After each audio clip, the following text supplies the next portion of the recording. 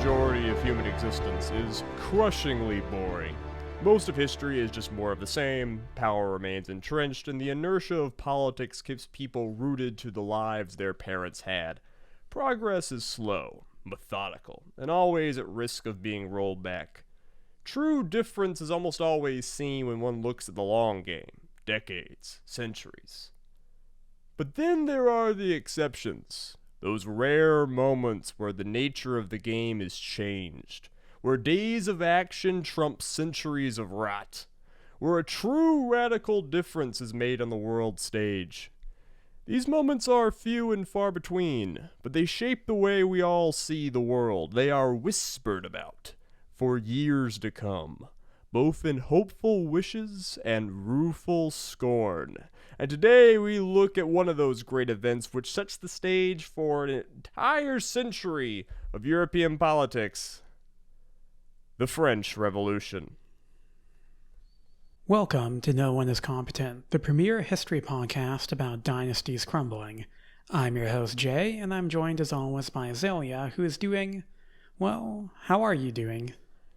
I tell you, Jay, many people have tried to kill me, and out of all of them, COVID was not the most impressive. I'll put it like that. But, you know, it was a it was a fun time.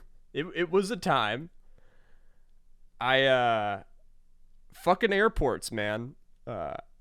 Suits me for not double masking, I guess. I thought one was enough. I guess so. But I got to go up to Minnesota, trash state, by the way, see a very, very close friend of mine get married, participated, did a lot of drinking, a lot of dancing, and, frankly, getting back and spending a few days in bed and a few more days feeling crappy wasn't that bad. I played through all of Elden Ring again. So, yeah, and that's always a good time. It actually timed out pretty well because my voice recovered just in time for us to record this podcast. Whereas you remember I talked to you 6 days ago and I was a wraith. I was a freaking Dementor. We should have recorded that. That was pretty fun. Pretty good conversation. Anyway, speaking of conversations, don't you speak a little bit of French? Oui, non, j'ai pas du honte de classe de français. Je trouve la langue très amusante. Malheureusement, français, je ne parle très vite pour être compris. J'ai abandonné. Mais j'aime toujours le parler à l'occasion. So, do you speak French, or? I can grok a quarter of their memes. I took a few classes in high school. I like French. It's really fun to speak. The accent's fun. It's got I don't know, it's got a nice cadence to it, but yeah. Thankfully, this means that if any listeners have any issue with our French pronunciation, do not blame me. I'm not the French speaker here. You can blame Azalea. Guys, he's learning how to make jokes on the podcast. I didn't even write that one for him. Oh, I'm so proud. Oh, Jay, this is great. Episode 26, by the way. Wait. Hold up. We didn't even talk about. We've been doing this over a year. Basically, at this point, I'm pretty sure. Something like that, yeah. Yeah, because we recorded 3 podcasts before we posted the first one. So, we really started working on this in April of 2021. But, cheers to a year of podcasting, buddy. We've cast some pods. We've cast our line deep into the ocean of content, and I think we've hauled in quite the episode today. This is gonna be this is the big one. Right, we're doing sort of, yeah. I mean, well, actually, no, I won't say that because we have to do the email plugs. I was gonna get ahead of ourselves. We can get ahead of ourselves all we want. All right, fine. Email, no one is competent. Follow us on Twitter, at jharrys48, at Azalea Wyatt. Please do the fucking subscribe, rate, stars, whatever podcasting app you're on. Please do that, the thing. Okay, plugs are over. Let's talk about the French Revolution. This is the big one, Jay. Yeah. This is like the thing. This is the meme. Like, people get their whole careers in history started talking about this. People dedicate decades of their life to 3 fucking weeks in 1993, in 1793. God fucking damn it. I suppose it's a reflection of just how broad this topic is, that, like, we've been talking for about 7 minutes now and actually haven't mentioned the guy who ostensibly the title of this podcast, this episode in particular, is about, that being Louis XVI.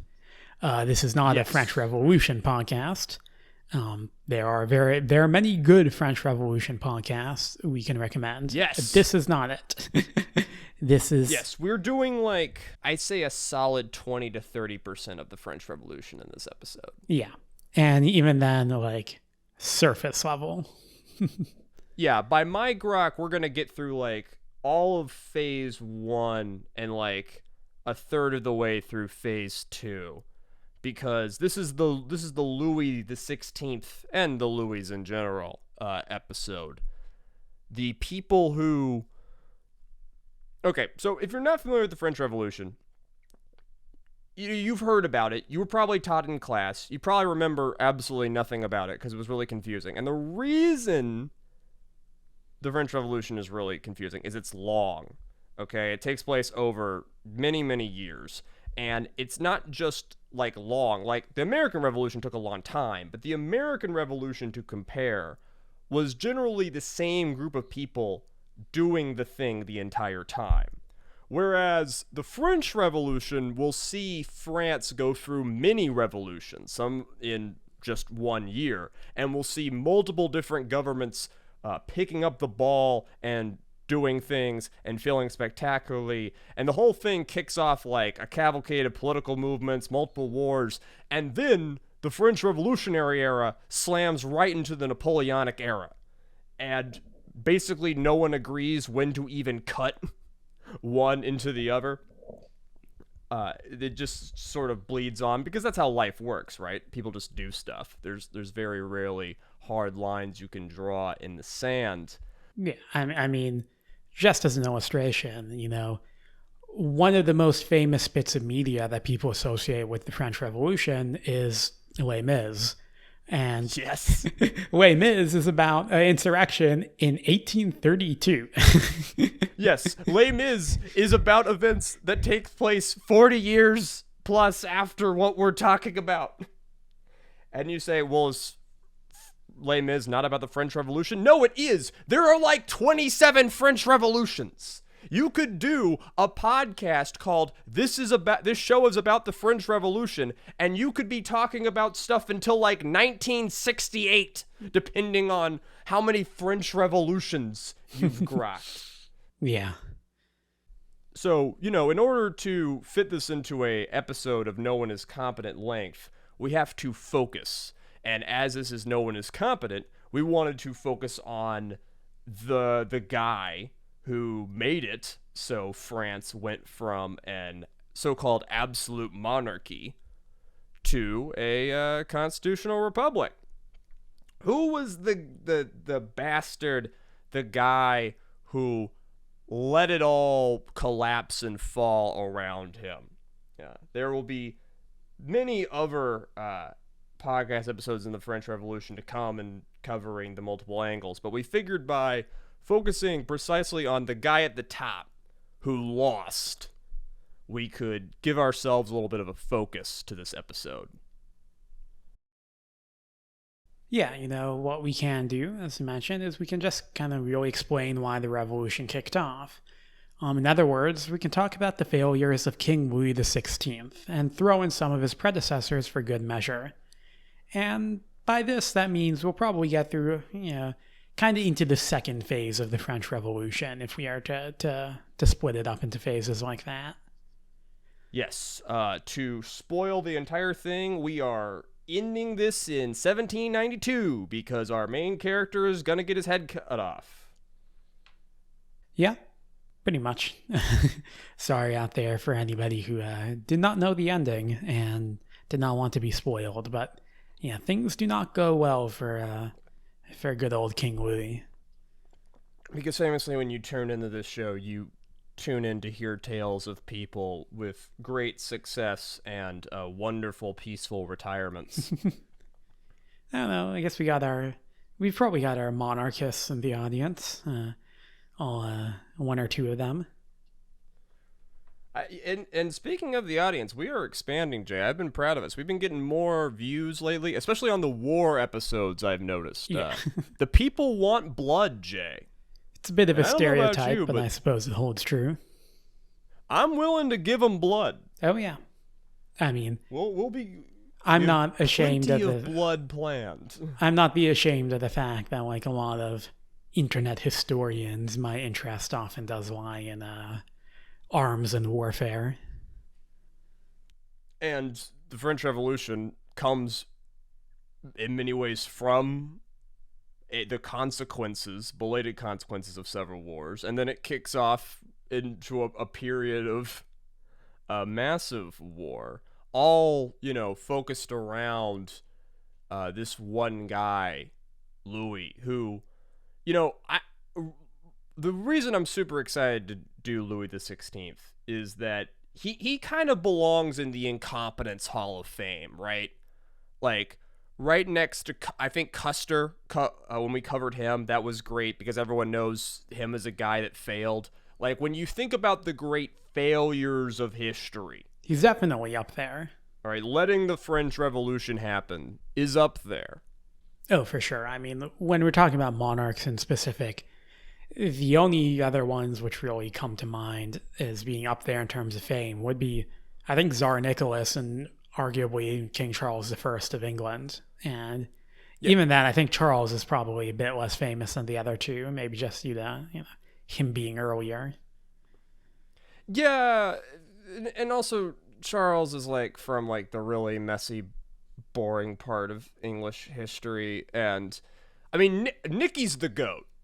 Nicky may be the failure GOAT, in my opinion. Just in my humble podcaster opinion, Nicky II may be the failure GOAT. But Louis is a high he is top of the pro wrestling card.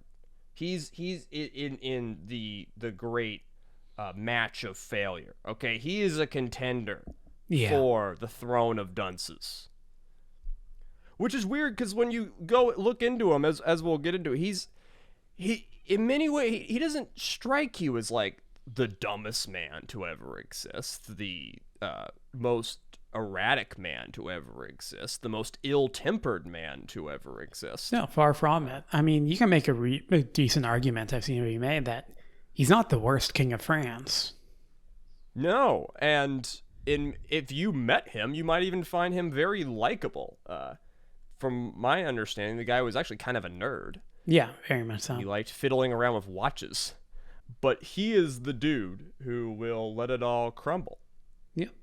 But anyways, all that being said, I suppose it's time to get into our sources for the episode.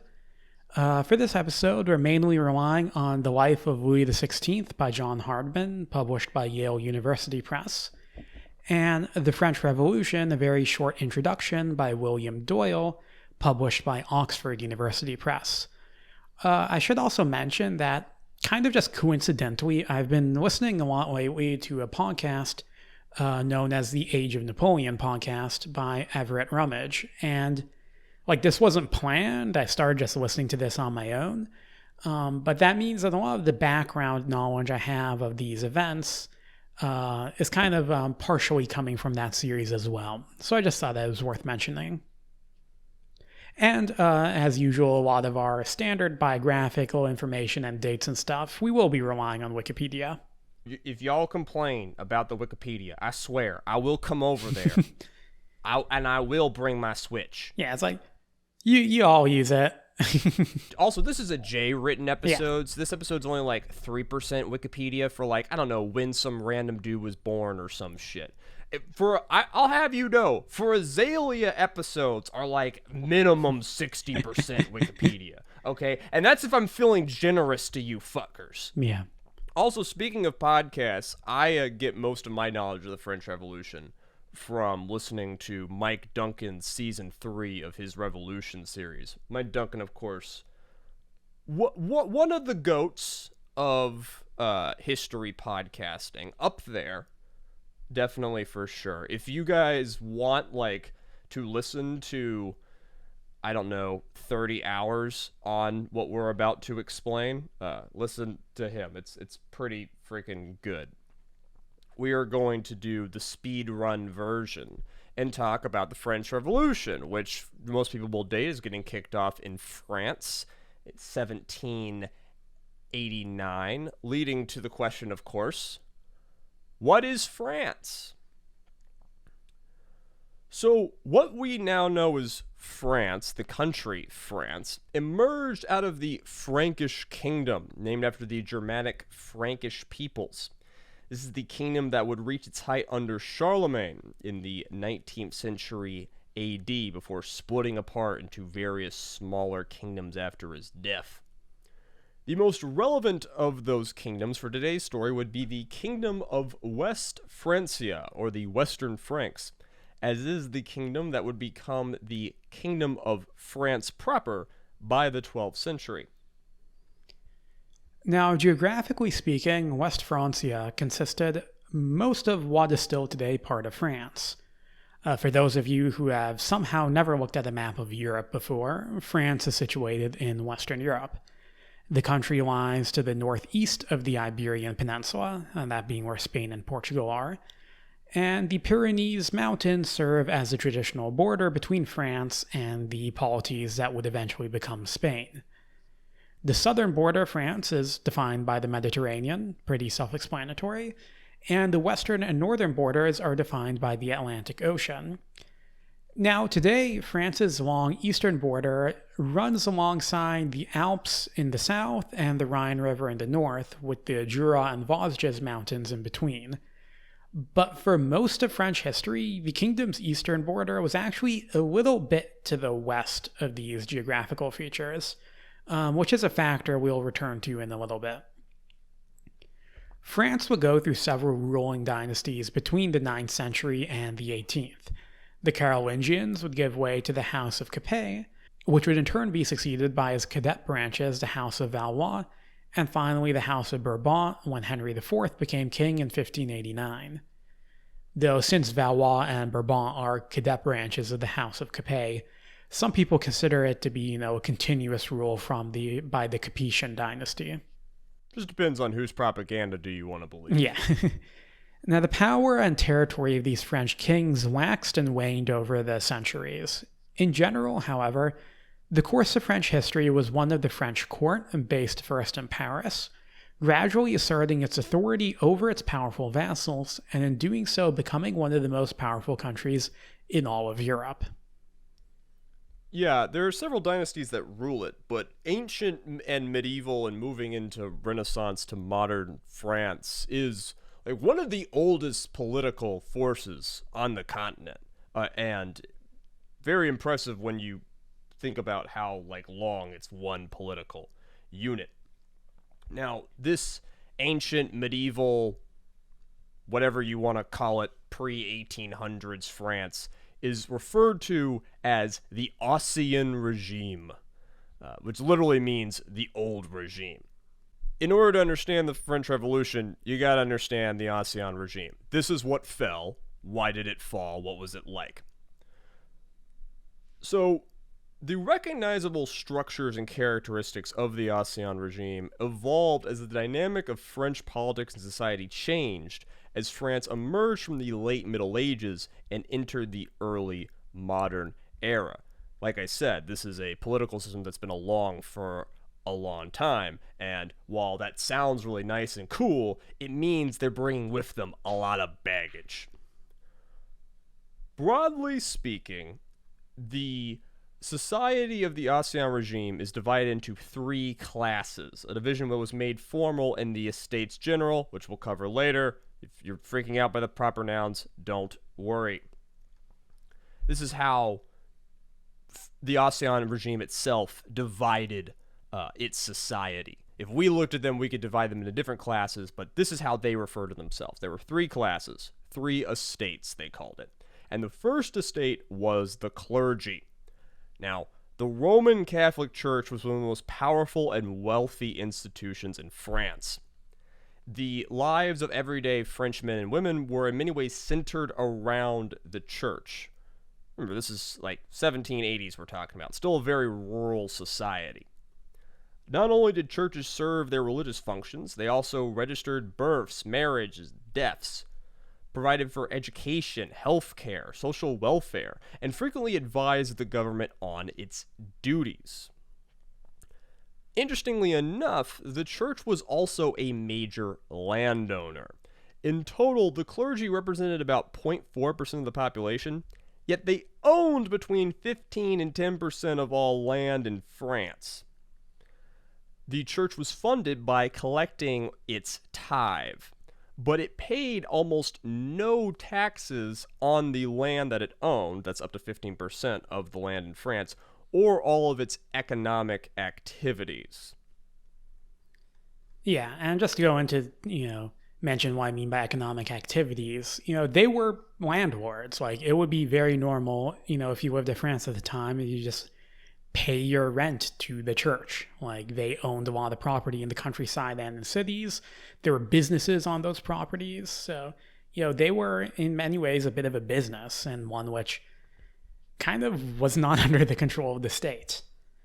To me, one of the most fascinating things with the French Revolution is France's evolving relationship with the church. And the first thing you have to understand off the bat is that this society has a relationship with its religion far deeper and stronger than we can imagine, but also one that where the church is exercising an extreme amount of control over certain people, has a lot of economic power, has a lot of power to exploit people, and in many ways is, for most people, the most powerful institution they interface with, that has the most control of their lives. Not the government, the Catholic Church, which of course reports to Rome.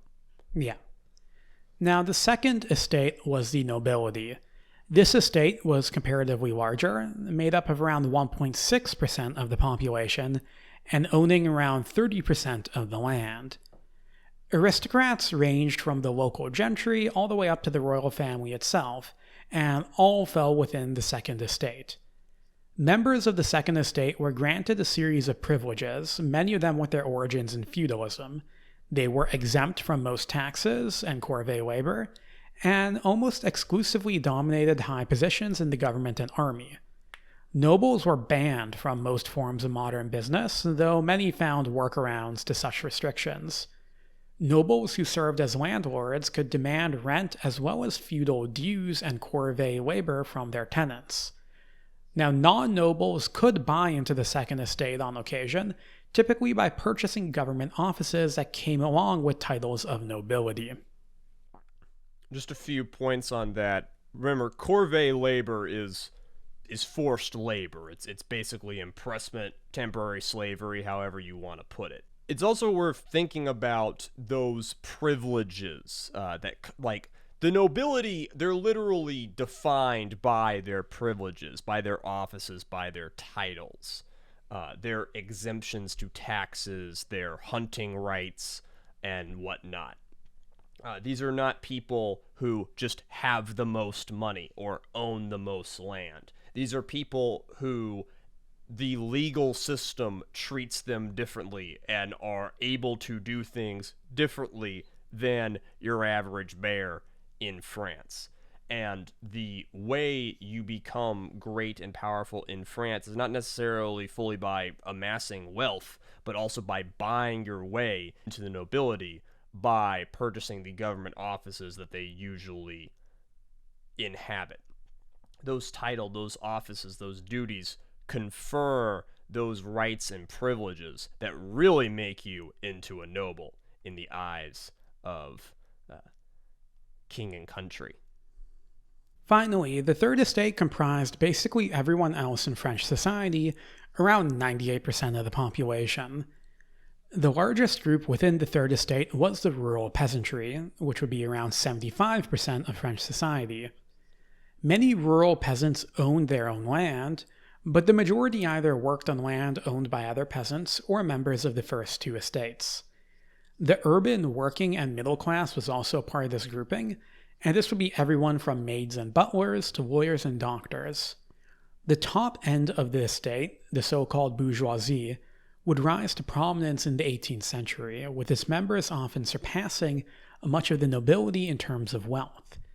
This was the middle class of France. As a note, middle class has a different meaning than we think of, in America today. Middle here means, between the peasantry and the nobility. We would really see this as an upper These class. guys are all super wealthy. Yeah. And, by the 1780s, they controlled around 20% of all the land. The remaining land was mostly just held by, peasants and small landowners. We're laying it out like this because this is how the French conceived of their society with these three estates. But, it's a really stupid system because the Third Estate is 98% of people. So if you want to imagine this, remember, basically 60 to 70% of people are, just shit farmers. Then on top of that, you've got some people who own their land and work it for meager sustenance. Around that same rank of people, you have servants who work in the cities, and then you go from there to tradesmen, lawyers, bankers, and then, of course, there are people who own a small amount of land. There are merchants, the bourgeoisie, and then you get up to people who are still technically peasants, but who are amassing large amounts of land and are looking to buy their way into the nobility. One interesting thing about this society is that the clergy, the first estate, is kind of a mirroring of states 2 and 3. The clergy within it has people who are just provincial priests who do not live in particular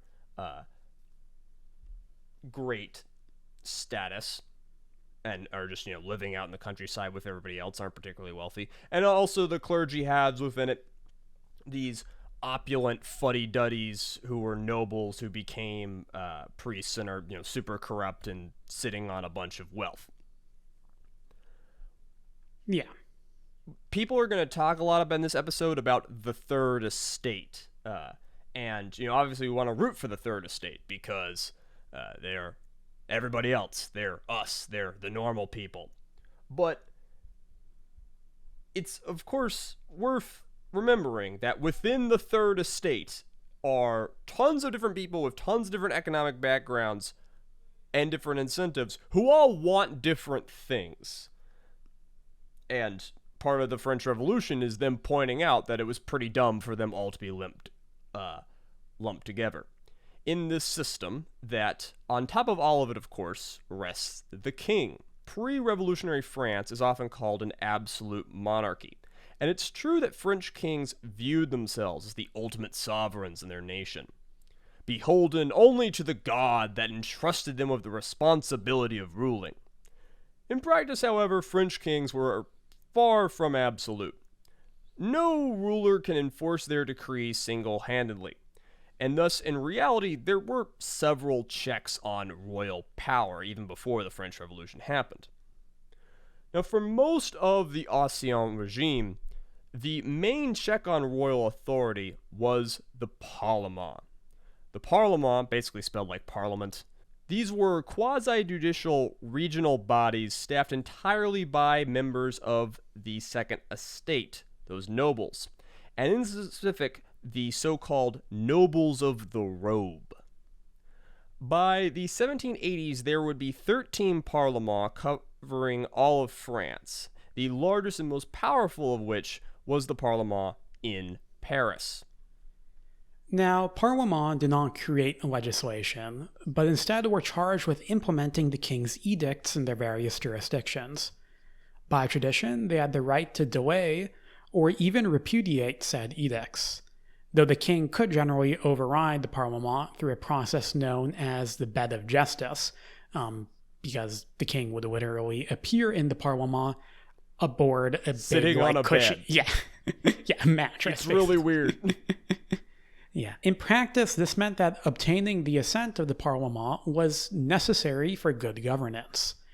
The various Parlements of France would be the bodies through which the nobility would wage their war with the king over political control of France. For most of French history, the story of its political machinations is a push and pull, a tug of war of power between the royal family and the nobility. And before we get into the French Revolution, at the offset, the people that the French king is beholden to are not the peasants, they're not the farmers, not the 98%.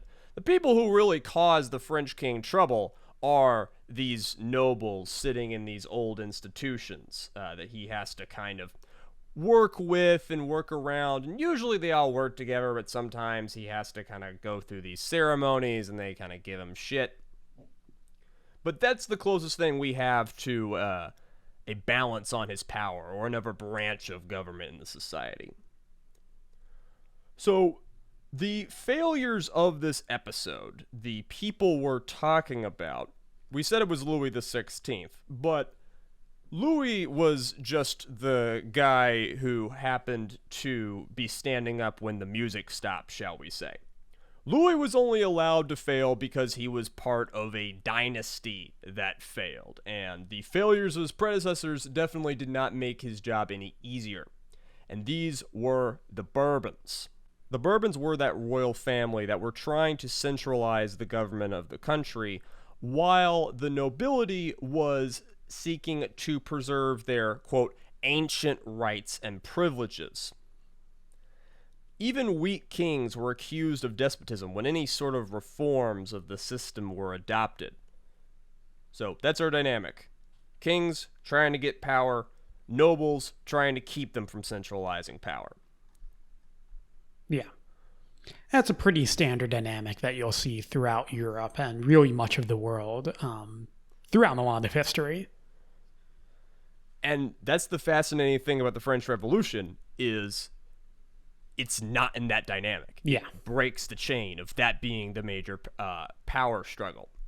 There are, of course, many Louis, but the first worth mentioning is unlucky number 13.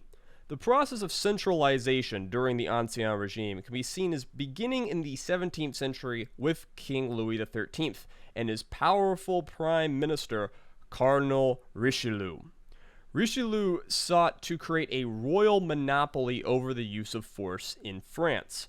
Private armies, a relic of feudalism, were dismantled, and the rebellious nobles were crushed by the king's army. It was also during the reign of Louis XIII and his successor that France would become the dominant power on the European continent. French involvement in the 30 Years' War proved decisive in tipping the balance against the Habsburg dynasty, which had for years represented the most significant threat to French security. If you remember, we talked a little bit about this on our episode about the Armada. We this is like kind of what we're doing right now. Is we were talking about the Habsburgs and how, the Spanish Armada came when they were kind of close to centralizing control over a lot of Germany and Spain and Europe. Yeah. And the Bourbon and French power is kind of what rises once those guys fail for some of the reasons we went into. Yeah, it's like, in specific, as you mentioned, Germany and Spain, those are on the two sides of France. If one family can control both countries, they basically flank France on both sides. So French politics was very much based around breaking the power of the Habsburgs, and they achieved that in the 30 Years' War. France would end up surpassing its neighbor Spain and dealing a serious blow to the Holy Roman Empire. Now, the process of amassing greater authority under the auspices of the king would increase further during the remarkable 72-year-long reign of his successor, this being the Sun King Louis XIV. Considering that Louis XIV's reign is literally the longest of any sovereign monarch in recorded history, we don't really have the time to go much into detail about it. What's important to know, however, is that Louis XIV made great strides in creating a modern centralized state guided by the principles of royal absolutism. Louis XIV became king in 1643 at the age of 5 years old, which is, the key for a long reign is to start early. Now, of course, this baby ain't ruling things. The regency was formed with his mother, Queen Anne, at the head. Louis XIV's childhood was defined by intrigue and aristocratic uprising, the so-called Wars of the Fronde. These uprisings were quickly put down by Anne, but it gave Louis a lasting distrust of the nobility, and Louis XIV is going to be our boy to fully work to defang them. As an adult, number 14 expanded and modernized the army, entrusting greater power to the bureaucracy, compelled his nobles to visit his lavish new royal capital of Versailles, and stripped power from the Parlement.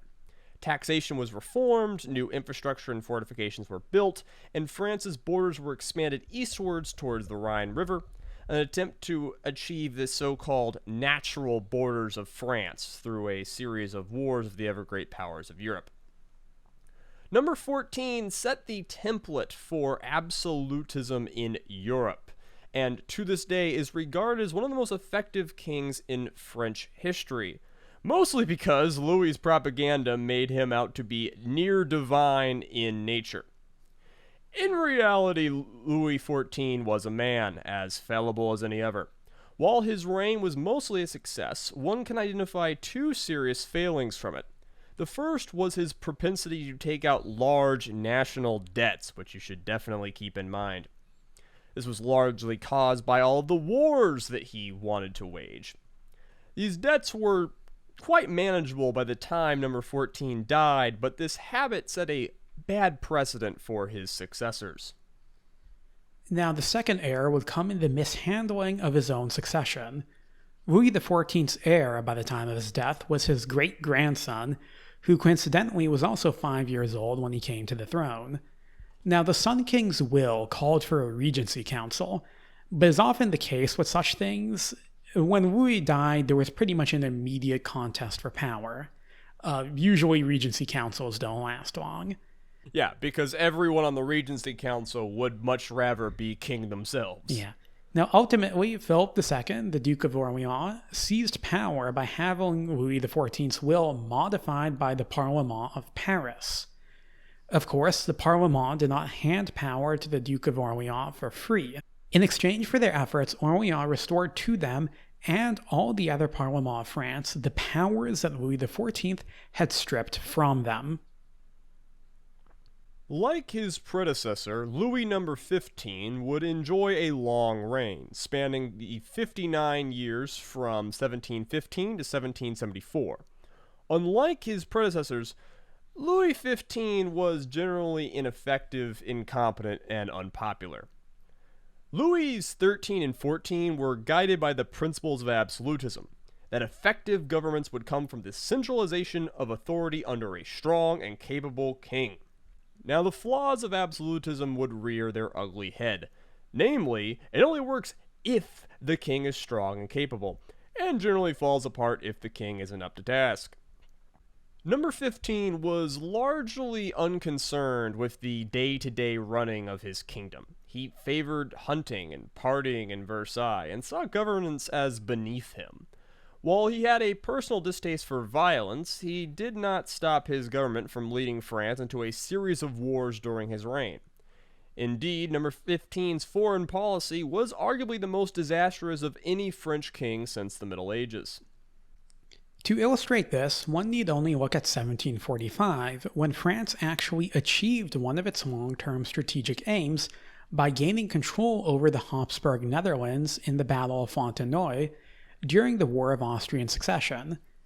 Now, France and their ally Prussia would go on to win that war, Yet in the peace treaty that concluded it, Louis gave back the entire province to the Habsburgs. After the war, France would undergo what was called the Diplomatic Revolution, in which she set aside her erstwhile ally Prussia in favor of an alliance with their long-standing enemy Austria. This would set the stage for the 7 Years' War a decade later, a war which would end in disaster for France. Now, the 7 Years' War resulted in the loss of almost all French territory in the Americas and India to Britain and Spain.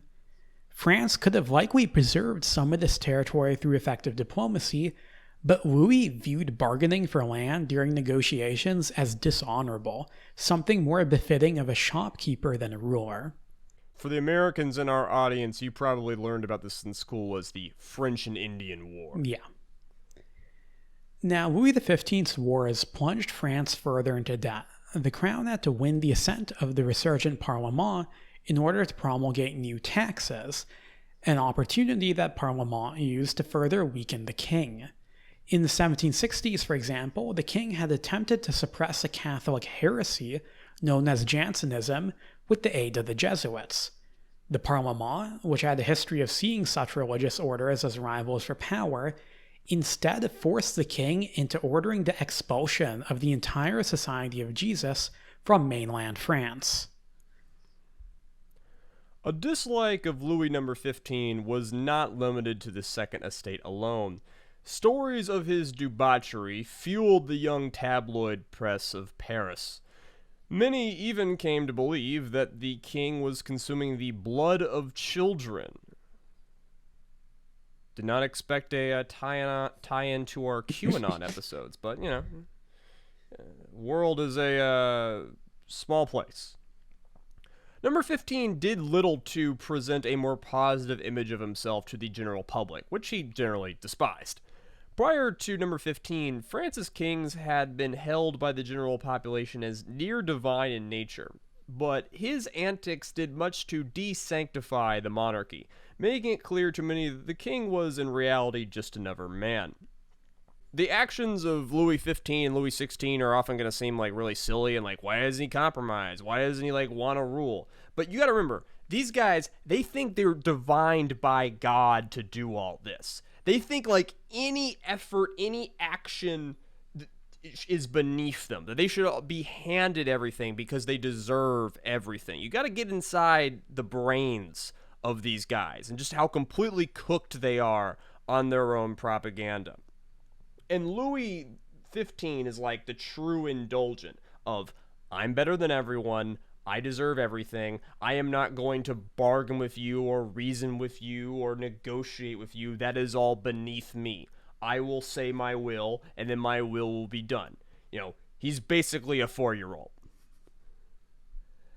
But if there was one bright spot to Louis XV's reign, it was the reform attempts of the ministers that came to power near the end of his life.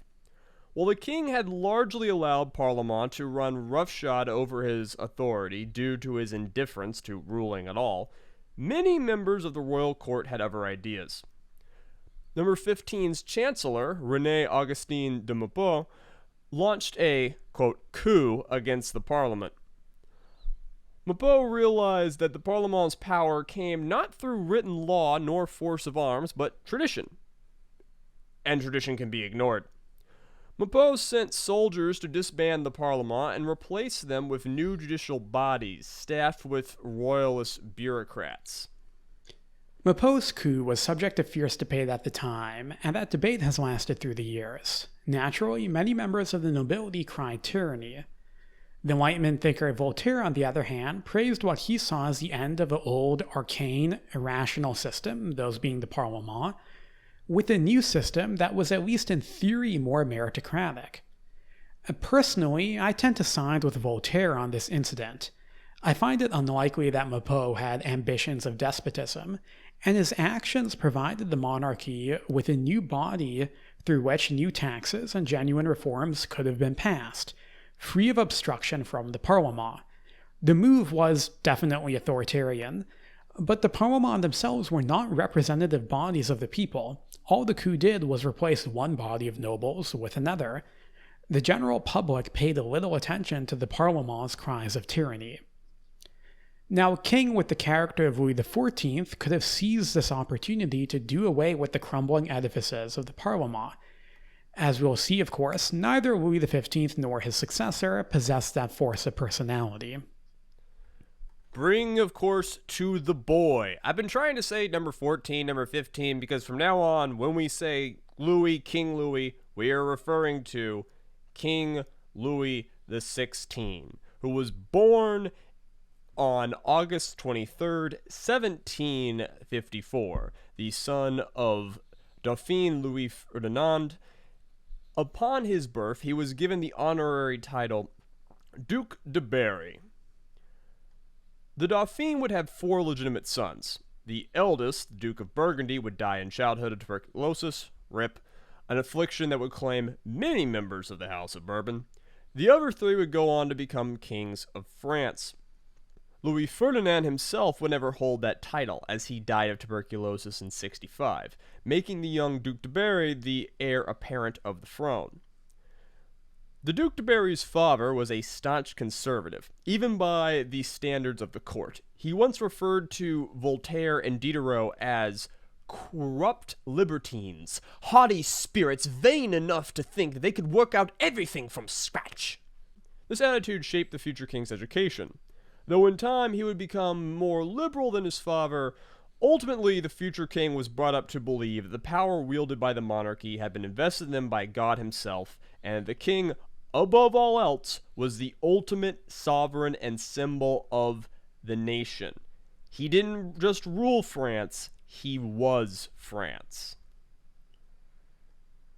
Now, towards the end of his life, and definitely in the decades following it, Louis XVI has become, commonly seen as a stupid man. In reality, he was quite intelligent, something that was apparent from a young age. He had a keen interest in mathematics and science, and he excelled in geography and cartography. He also had an interest in history, particularly English history. He taught himself how to read the language, in fact. Rather infamously, Louis took a liking to the Scottish writer David Hume's work on the English Civil War, in particular forming a sense of morbid attachment to King Charles I of England. Which we call in the book writing business foreshadowing. Yes. Now, also, this is a good lesson for us, that intelligence does not make you a good leader, and stupidity does not make you a bad leader. As anyone who's tried to wrangle gifted kids can tell you, just because you know how clocks work and you can do your times tables up to the 12s and understand math and speak a few more languages, that has very little effect over your ability to competently lead and inspire other people. Yeah. Now, Charles I and Louis XVI would ultimately share a similar fate, but while Charles' primary flaw was his stubbornness, Louis's flaws were the opposite: indecisiveness and timidity. He was a naturally timid individual, and this trait was likely amplified by his tutors, who thought that it was akin to the aloof attitude that was befitting of royalty. Throughout his life, Louis would retain a fear of speaking to audiences. As king, one of his advisors told the naval minister that, quote, "He is seized by timidity, and when he wants to say something obliging, the words stick in his throat, and with the best will in the world, nothing comes out. Try to give him a ready-made phrase, he won't be offended and he'll use it." This means that even when he was well educated on the subject, he often found himself merely repeating lines that were given to him by others. Now, this timidity was also likely not helped by his highly sheltered upbringing. Louis would spend his entire life in northern France, never even visiting the Mediterranean coast of the country, let alone a foreign nation. British and Austrian rulers, in contrast, traveled far more frequently during their upbringings. This is a bit like if the President of the United States never went, west of the Mississippi River in their entire life and entire presidency. No, it's not. This is like if the President of the United States never left Maryland and Virginia. Yeah. keep in mind this indecisiveness, because there's going to be many times during this episode where you're going to think to yourself, why doesn't Louis just do something? Why doesn't he go and make a speech? Why doesn't he take control? Why doesn't he try and steer these events? Why doesn't he confront these people who are massing against him? And it's because, guys, he's a small bean. He's a timid guy. He's got anxiety, all right? He just doesn't like dealing with people. He doesn't know how they work. He's not good talking to them. And when he tries to talk to them, he often gets flustered. We don't really have evidence of him having like a speech impediment or anything, but plenty of people listening to this podcast are not good at speaking in front of crowds. And Louis is no different. The guy just doesn't like conflict, doesn't like being the center of attention. A great trait for the guy who's supposed to be at the center of God's divine world. In a way, Louis's intelligence fed his other main flaw, that indecisiveness. When a situation presented him with multiple courses of action, he would often spend far too much time thinking at length about the potential advantages and disadvantages of each option, only to reach a conclusion when it was too late. Any soldier or person who's been in battle will tell you that a decisive leader is the best kind of leader, because even a bad decision made quickly, well, then you can recover from that bad decision. No decision is the worst decision at all, the one that Louis will give a lot.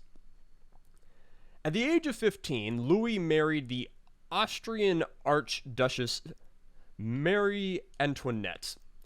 Given that France and the Habsburgs were traditional enemies, and that France's alliance with the Habsburgs in the Seven-Year War had ended in crushing defeat, this marriage was not popular. Marie Antoinette would be a hated figure in France all up into the moment when they killed her.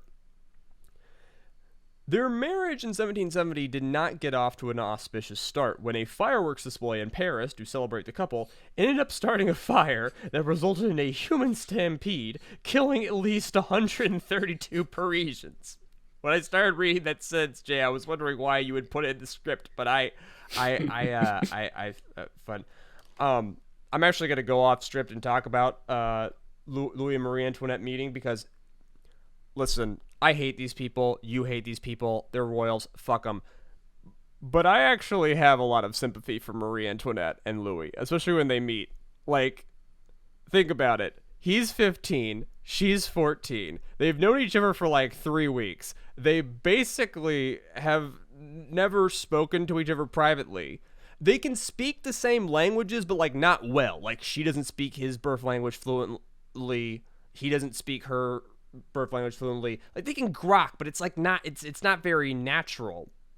And then you throw these two into a bed together, teenagers, kids who don't like each other, barely know each other, have very little reason to like each other, and you say, get it on. And this is of course ignoble to talk about, but we actually have a lot of historical evidence that they didn't really know how to fuck when they got married, and didn't for a very long time. Some people even suspected that Louis himself had erectile dysfunction. Marie frequently wrote letters about their problem to her brother, Joseph II, leading to particularly graphic letters between Joseph and the other sibling, Leopold, in which he described Louis's performance in bed. Okay, Jay, you refused to read something last episode, and I'm refusing to read this episode. And I don't want you to read it either. I don't want this in my podcast. If you read it, I'll edit it out. Let's just say Leopold and Joseph be talking shit about their brother-in-law's dick on the reg. And honestly, if I was Louis XVI, I wouldn't have wanted to travel out of France after that anyway. One of the fun things about these royal families is that, like, we do have all their letters in a lot of cases. And they are often... And sometimes you talk about your brother-in-law's dick. Very scarring. And, like, the reason why I put this just in the outline for you to see it was, like, this was in the book I was reading. Like, if I have to see this, you have to see it too. Because remember, this is Joseph II talking about his brother-in-law and sister to his other brother. Yeah, and of course, the reason we're going on about this is because it's generally seen in this time of history that if you want to have a good reign, a good marriage, remember, the people of France are already disposed to dislike Marie Antoinette because she's Austrian, and Austria is the old enemy of France, but, like, you know, you're supposed to produce a male heir. You're supposed to have lots of kids. And the fact that they didn't fuck until they were 23 made that kind of hard. Yeah. I suppose in the end, though, you know, Joseph's advice to the couple did make it through, as eventually the couple would have their first of 4 children together in 1778. Insert sound effect of me blowing a party popper. Louis XVI's reign began in May 1774 upon the death of his grandfather, Louis XV. At first, the new king was widely popular. Remember, Louis XV was hated, so the people of France were glad to see him go. Compared to him, the new king came off as honest, modest, and charitable, and to be fair, relative to the 15th, he was. Throughout much of his reign, Louis XVI would have relatively good intentions. Unfortunately for him and for France, he would prove less than capable of turning those intentions into effective policy. As we mentioned earlier, one of the final acts of Louis XV's court was to disband the Parlement and replace them with new judicial bodies. This act effectively provided the king the means to implement at least some taxes and reforms directly, without having to win the approval of the recalcitrant Parlement. Naturally, one of Louis XV's first actions was to reverse this policy and reinstate the old Parlement. It's impossible to say that the revolution could have been avoided if he had not taken this action, but it's pretty clear to me that he would have at least been more able to deal with France's budgetary woes without the meddling of the Parlement if he had merely kept those reforms in place. But Louis, he's a nice guy. You know, he wants everyone to get along. He's like, sure, I'll roll it back. You can have it. It's fine. I love how this episode is really illustrating, like, why leaders fail, why leaders are bad. We say in this podcast that all leaders are bad, that no one is competent. And Louis XVI really illustrates this for me. Like, if you ask a little kid, you're like, okay, a king, a ruler, a president, like, what qualities do you want them to have? And one of the first things they'll say is, oh, I want him to be smart. Oh, I want him to be nice. Louis XVI was smart. He was nice. Didn't fucking matter. A year into Louis's reign, things took a turn to a worse in a series of events known as the Flower Wars. The state of France's peasantry was in a decline, and had been so for much of the 18th century. Remember how we talked about the church not having to pay taxes, and we talked about how the nobility had these privileges that exempted them from taxes? Well, that means that the burden of taxation felt primarily on these peasants. And as nobles felt threatened by inflation, they resorted to squeezing as much money as possible out of their tenants in the form of feudal dues and fees. France had a Byzantine internal trade network with ancient tolls and customs lines dividing the country, limiting trade, commerce, and mobility. Peasants had little choice but to suffer in the countryside and leave their jobs as farmers to head to the city, especially Paris, in search of jobs. Jay, do you talk about the like different like districts and whatnot of and like overlapping jurisdictions of France later in the document? No, not really. You can go off if you want. Okay, so France is like bureaucratically obscenely fucked. Like the country is divided into like about 30 like districts, but then there's like the church districts, which are on completely different map lines. And then there's the court districts that are on completely different judicial jurisdiction lines. All right. And remember, this is an old kingdom that has many different peoples in it. A lot of them don't even speak French, actually. And these parts of the kingdom all got added at different times. So different nobles have different powers and different privileges depending on where they're from. And like this is a place, this is a society where when you have a legal battle, you basically spend a few years trying to figure out what court you're going to go to. Yeah.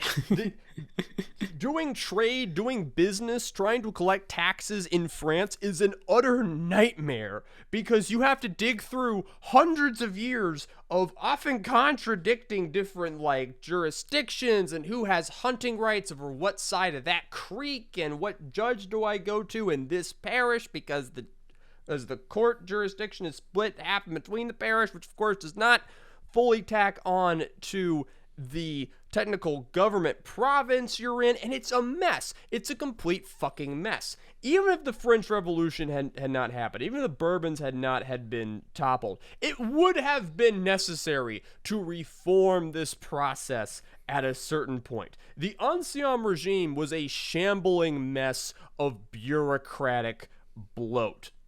We think about ineffective governments as like having too little government, like having so little government you can't enforce your will. But in many ways, France also had way too much government, too much clutter, too much complication, and way too many people exploiting the lower classes. In 1775, a new series of policies aimed at liberalizing internal trade of grain were implemented by Louis's new government. These policies were well-intentioned, as Louis always was, but unfortunately, they coincided with a poor harvest, leading to shortages and rampant price speculations that drove up the cost for flour. The peasantry responded with a series of revolts. A peasant mob even marched on Versailles and Paris. As the Parisian mob had been largely unaffected by this crisis, they remained neutral, and ultimately the king was able to pacify the revolt through both repression and government aid. The underlying factor, however, was not addressed. This would only get worse in the following years. People, we like to think of history as being made by the decisions of women and men. Sometimes history happens because winter's really bad, crops fail, and people gotta eat, and they get ornery, alright? Environmental factors are always underestimated when it comes to revolutions and whatnot. But just remember, one of the many reasons we can't be competent is that we are at the whim of Mother Nature, especially if we're in the tech tree in 1775. Yeah. Now, American listeners likely remember the year of 1775 for a different reason. This was the year of the famous battles of Lexington and Concord, the first military engagements of the Revolutionary War. As Britain's 13 colonies rebelled against her authority, many in France saw this as an opportunity to avenge the humiliation of the 7 Years' War. Turgot, the Prime Minister and Controller General of Finances, opposed supporting the American cause due to France's poor financial state. The country was still in severe debt. Most of the rest of Louis's court, however, was fully in favor of aiding the Americans, and ultimately that meant Turgot was, sacked from his job in 1776. Bro, why are you being such a downer with the money? Dude, it'll be fine. It'll be fine. It'll be cool. We want to kick Britain's ass. Dude, it'll be fine. Like, this guy's such a downer. Just get him out of here. That's totally how it happened. France, of course, would go on to subsidize the American cause and join the war itself. Militarily, this would prove a wise idea, as France was able to avenge their defeats. Economically, however, it was a disaster. The war plunged the government into a deep debt that the country had limited means to make its way out of. This would, of course, be made up for when America paid back its debts to the French by supporting Louis in 1789, sending armies to help secure his reign. And, wait, what? America immediately began trading with England and also then started a trade war with France for like a bunch of years and all did a fucky-wucky? Oh, that's weird. All these people are catty bitches. Moving on. Here, we gotta mention a guy named Jacques Necker, the Director General of the Treasury, and it's spelled like Jacques Necker, okay? Necker, whatever. A foreign-born banker, Necker had a better understanding of the new methods of finance than most of his contemporaries in government. Remember, this is a time in history when people basically do not even understand like how inflation works. So it's very easy to understand economics better than the other guy. Unfortunately, he had just the right amount of knowledge to come up with various financial schemes, but not enough knowledge to realize that many of these schemes would ultimately be to France's detriment. Previous wars had been, at least in part, financed by temporary tax hikes. The Revolutionary War would instead be financed through borrowing at high interest rates. People at the time thought it was remarkable that France was able to conduct such a war without burdening its citizenry. And to the people, actually, all of this, like, spending, like, made people think, oh yeah, sure, it's fine. Like, they wouldn't be doing this if it wasn't fine, right? But in reality, the burden was merely kicked down the road by Necker. In response to public criticism, Necker went so far as to publish a report of the finances of the kingdom in 1781, the landmark Compte Rendu. This report, which made Necker into a celebrity, presented the image of a healthy financial situation by hiding extraordinary spending and presenting only the ordinary spending of the kingdom. Basically, Necker just moved a bunch of stuff around, and he created this document where he had all of what he labeled ordinary expenses, and then all of the stuff that was really hitting them he labeled extraordinary expenses. And you don't need to know about that. It's fine. It's all fine. Look at the ordinary expenses. I've ordered everything in the column so it looks good. I wrote it. I'm cool. You can trust me. Necker was dismissed by Louis due to personal feuding between the two men, but he would later return to government. His Compte Rendu would arguably cause serious harm to France down the road. Eventually Louis is going to say, I need money, and everyone's going to be like, what do you mean you need money? We read the Compte Rendu a few years ago. You're fine. In 1783, the new director of the Treasury, Bourbon, examined the financial situation of France and found that while Necker had claimed that France had a surplus of 10 million pounds, in reality, it was a deficit of 15 million pounds. Oopsie! In addition, the annual deficits after the war due to the loans taken on by France would amount to 52 million pounds per year, and the whole war effort had cost France 1.3 billion. Yeah, it can be really hard to convert, units of currency and whatever throughout time. This is a lot of money. It was a lot of money then. It's a lot of money now. This was really serious debt. We can skip the diamond necklace affair. It's just like there's like a prostitute and like a guy who thinks he's a court. Listen, we've made a bunch of jokes previous to the podcast. I could do a whole rant thing about the diamond necklace affair. We don't need to cover the diamond necklace affair. We're already an hour 15 into recording. All right. Now, many had hoped that victory in the Revolutionary War would return France to a preeminent position in Europe and the New World. Ultimately, however, Louis proved no more capable at the negotiating table than his grandfather. Even though France had won the war, the Peace of Paris in 1783 ultimately only saw a handful of small islands and a little bit of territory in India returned to French control. Canada and Louisiana remained in foreign hands. France had ultimately gained little from a conflict that had cost her dearly. Now, the war against Britain had provided for a brief distraction for the French people, but as peace returned, the position of the government began to weaken. The popularity of the king, and in particular the queen, would take a hint in an event known as the Affair of the Diamond Necklace, which we won't really get into because it's just really complicated. Just know that it does not paint the monarchy in a good light. The government's main underlying problem, however, remained its finances. The government was deeply in debt. Clearly, new taxes and reform were necessary. The Parlement, however, were deeply opposed to any sort of taxation or reform that could affect them. Louis's new Controller General of the Finances, Charles Alexander de Calonne, came up with a new solution. He would call for an assembly of notables and convince them on a reform package. His reform included a universal land tax that would apply to all landowners, including the nobility and the clergy, an abolition of internal trade barriers, and a reduction of government spending. Now, Cologne knew the first two estates would be reluctant to adopt his policies, and thus proposed to Louis that the assembly be packed with members of the third. Essentially, the crown would make an alliance with the third estate to go after the privileges of the first and second. Louis balked at such a plan, however, and the assembly that ultimately met in 1787 was dominated by the conservative figures of the Parlement and the clergy who vehemently opposed Cologne's programs. I should note here, there is a little bit of historical debate about the Assembly of Notables. There's some people who will say that they didn't like Cologne's programs because they didn't go far enough. That does seem to be the case for at least some of the Assembly of Notables, but most of them probably just didn't want to pay more taxes. Yeah, most of them were rich people who wanted to be as rich as possible.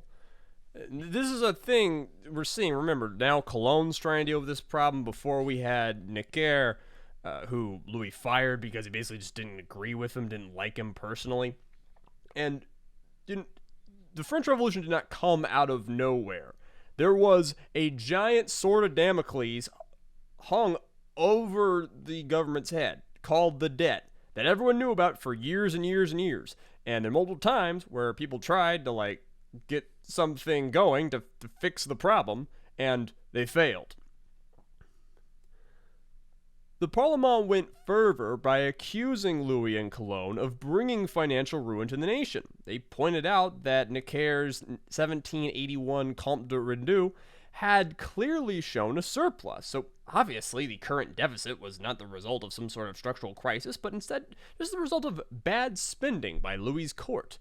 They demanded the king's finances should be audited regularly by a new body established by them, and they had also recognized the importance of appealing to the Third Estate, and published pamphlets dripping in the rhetoric of the Enlightenment, accusing the courts of exploiting this crisis for their own personal gain. The bourgeoisie of Paris readily ate up these arguments.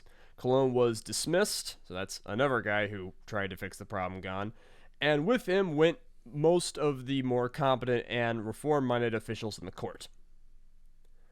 Ultimately, it was clear by 1788 that reform through the Assembly of Notables or the Parlement would be completely impossible.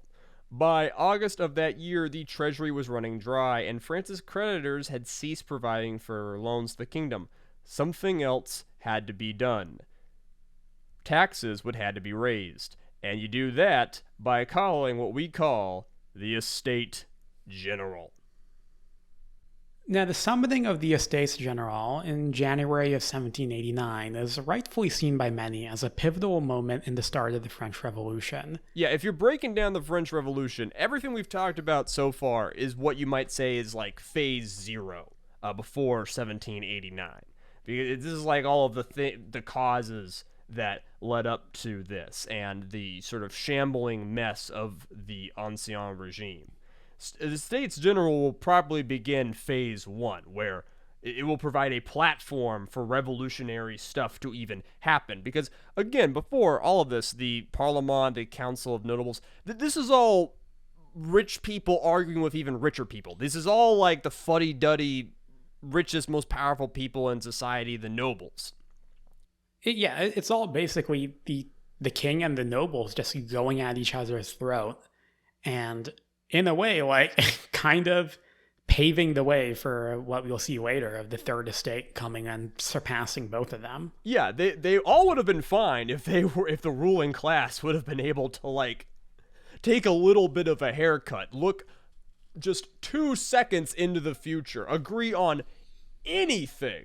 But of course, the people in power are really, really bad at long-term planning, both then and now. Yeah.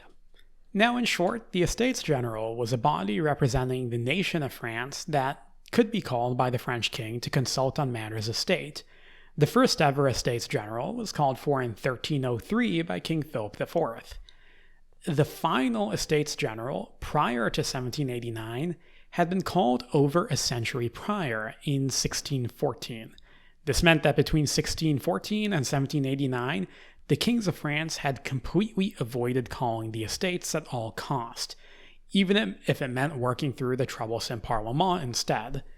The Estates General was simply too unpredictable and potentially powerful to be relied on. Executives do not like relying on the legislature, as Joe Biden found out. Yeah. This is a very common theme.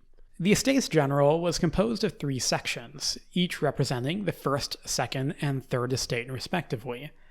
Representatives were voted for by members of each respective estate, and the estates voted in blocks, meaning that even though the first 2 estates represented only 2% of the total population of France, they could, if need be, outvote the third. Yeah, so there's like hundreds of people who are going to represent each estate, clergy, nobility, and everybody else coming to the Estates General. But when it comes time for them to actually vote on things, they are going to, there's going to be 3 votes. One for the first, one for the second, one for the third. And as many people are going to point out, well, because like the higher ranks of the clergy are just filled with the nobility, like they have a bunch of insular like class agreements. They're just going to vote together all the time, and the third estate is basically going to functionally not be there. This new Estates General met in Versailles in May 1789. Really quick, Jay, the geography here is going to be slightly important. How far is Versailles from Paris? It's Versailles is weird at this point in French history because we think of Paris as being the capital, but Versailles is where the king's court stands and where all this is going to go down. And it's very importantly not Paris, because if you're in Paris, you're affected by the Parisian mob, which is going to become a major player in influencing all of these events we're going to get into. And the fact that Versailles was separate from Paris was the whole reason that it had been built in the first place by Louis number 14. But how like far away are we talking? It's about 15 kilometers, at least today, if I'm remembering correctly. I say today because Paris has obviously grown since then. But yeah, it's short. You can get there. You can walk there. Famously, people will do that. But it's far enough that it's not, a part of Paris. Yeah, it's comfortably separate, especially in the days of horse-drawn carriages. You gotta intentionally like go out there. You can't just like wander out to Versailles.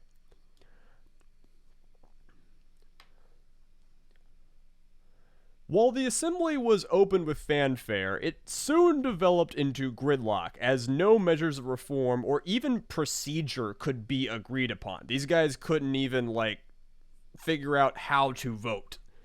The representatives of the Third Estate, largely led by white-collar workers, think lawyers and whatnot, who readily embraced the Enlightenment, took the opportunity to push for greater roles in government, something previously denied them.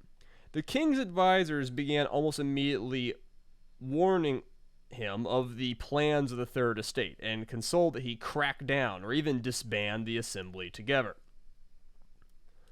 The king differed, in part due to the death of his son, but ultimately agreed to a limited crackdown by June.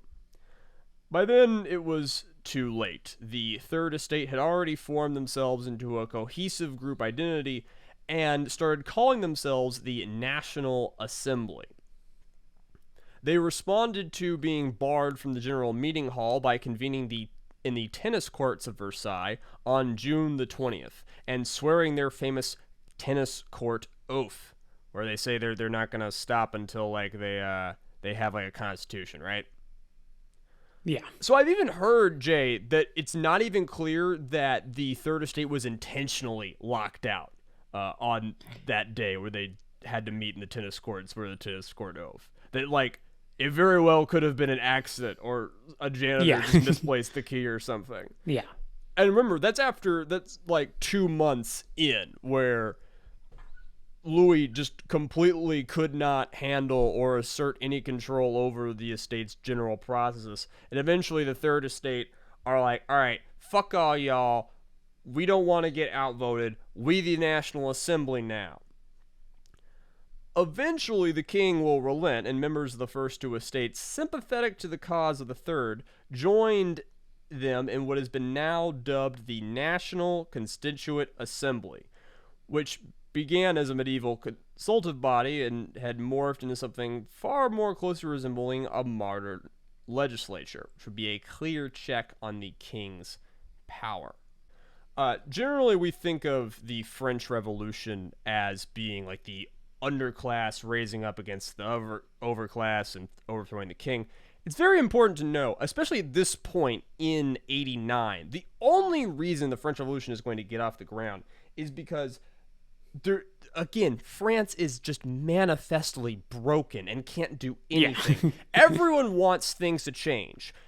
Only the most conservative nobles came to the Estates General in 89 saying, everything's fine, all power to the king, don't do shit.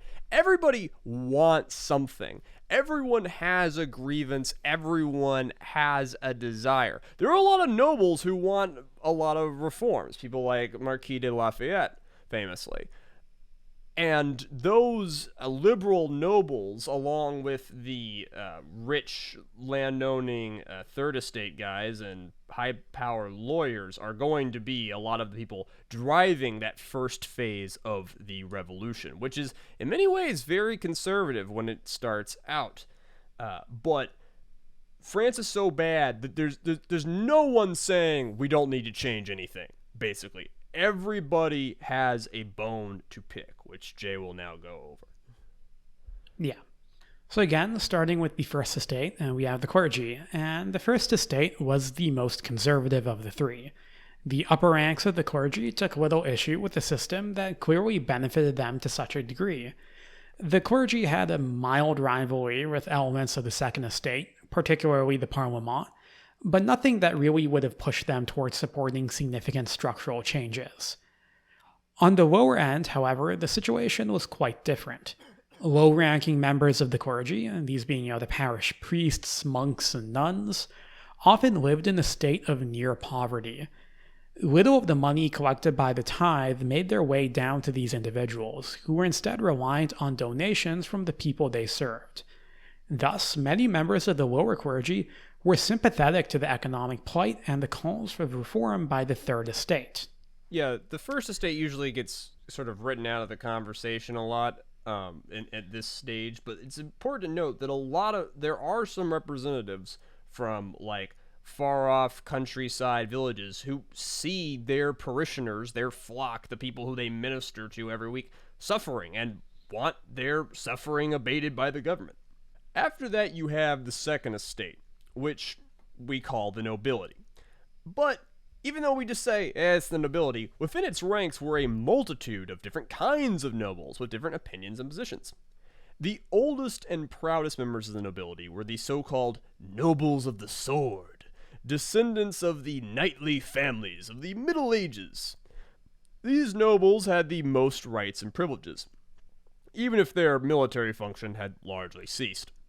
Politically, these nobles had been sidelined ever since the reign of Louis XIV. I can't fucking read Roman numerals. Louis XIV. However, and many families in this category had declined in wealth. So these guys have the privilege, but not necessarily the money. Almost all noble of the sword remained staunchly conservative, but a fair amount were not strongly supportive of the king, probably because they knew him personally and knew he was a fucking wishy-washy dumbass. The nobles of the robe made up the second main category of nobles. These were nobles holding titles that were mostly created by the king to hold judicial and bureaucratic posts. Nobles of the robe. You wear a robe because you do a job. That's the whole thing. The most prestigious nobles of the I'm talk good. I'm a good podcaster, talk guy. The most prestigious nobles of the robe were the members of the Parlement, whose grievances with the monarchy we have discussed. This category, however, included most of the royal bureaucracy, whose members logically supported a stronger monarchy. Remember, in this system, most people who are enforcing the laws, collecting taxes, whatnot, they're doing so not because they're good at their jobs, but because they bought into or inherited that position. Which, of course, is part of the reason why France is in such a mess. The newest member of this class, however, also included people who had recently bought their way into the nobility. and thus generally were more sympathetic towards the bourgeoisie of the Third Estate than the older families in the Second. In general, the division between the Second Estate and its rich members of the Third was largely exaggerated by early historians of the Revolution. Many prominent leaders of the Revolution would come from the Second Estate. And now on to the Third Estate. The Third Estate, again, cannot easily be summarized in its entirety, as it was 98% of society, all the way from the wealthiest Parisian lawyers down to the poorest rural peasants. The Third Estate in the Estates General, however, was largely represented by members of the bourgeoisie, this being the new middle or upper middle class of France. These, like we've mentioned, are the doctors, lawyers, bankers, and businessmen. Most of them were avid fans of the Enlightenment, which is a movement that emphasized such ideals as liberty and rationality in the face of irrational tradition. And as we laid out, France had many an irrational tradition. It wasn't exactly hard to be a satirist in these days. No. Now, the bourgeoisie are often stereotyped as harboring deep resentment towards the snooty nobles. High positions in the government and army were reserved for the nobility, and the nobles enjoyed their privileges and dues in spite of them often being less wealthy and less well-educated than members of the bourgeoisie. Recent historians, though, view this divide as being a bit exaggerated. Again, the richer members of the Third Estate and a lot of the nobility got along pretty well. The idea that they hated each other is kind of overblown. Yeah, a lot of especially the rich members of the Third Estate will see themselves having a lot more commonality with the nobles, who, they want to be soon, they want to buy their way in, than the peasants and the workers. Yeah. Still, it is true that the bourgeoisie coveted a greater role in governance and thought that their contributions to the French nation were going largely unrecognized. The standard, Marxist historical materialist review of the French Revolution will tell you that its phase one is that it's the bourgeoisie against the nobility. And as we've gotten into, there are liberal nobles, there are conservative bourgeoisie. That's not exactly, obviously nothing's ever perfect. Nothing's ever a hard divide. The French Revolution is something which has famously been debated about in academia to this day. The Marxist interpretation largely started to fall out of favor in around the 1980s. But this means that, a lot of textbooks being written today, even to this day, are based on, academic consensus from maybe the mid-20th century or whatever, and won't necessarily reflect what historians today, believe to be the causes of the revolution. And, 50 years from now, maybe some other, theory will come into vogue. There's also still a lot of historians that still think the Marxist take is, at least has a lot of truth to it. It's not a settled debate. I think a lot of people, it's more it's not like it's it's not like it's black and white. Yeah. But in many ways, this is the 5% fighting the 1%. So how about we talk about the 94%, the actual real people, the fucking majority of people in France. Because remember, Third Estate is really representing the fucking lawyers and the bankers and shit. That ain't the majority of the people. The peasants of the French countryside and the urban poor were largely unrepresented by the National Assembly, and they're unrepresented in a lot of historical takes on this today. But that does not mean that it's not worth going over their own grievances. As we've already spoken about, the situation in the countryside had been deteriorating for decades, and things were made even worse due to a series of poor harvests in 1788 and 89. Even as crops failed, the peasants were expected to shoulder the burden of taxation and pay their feudal dues to noble landlords if they were renting land from them.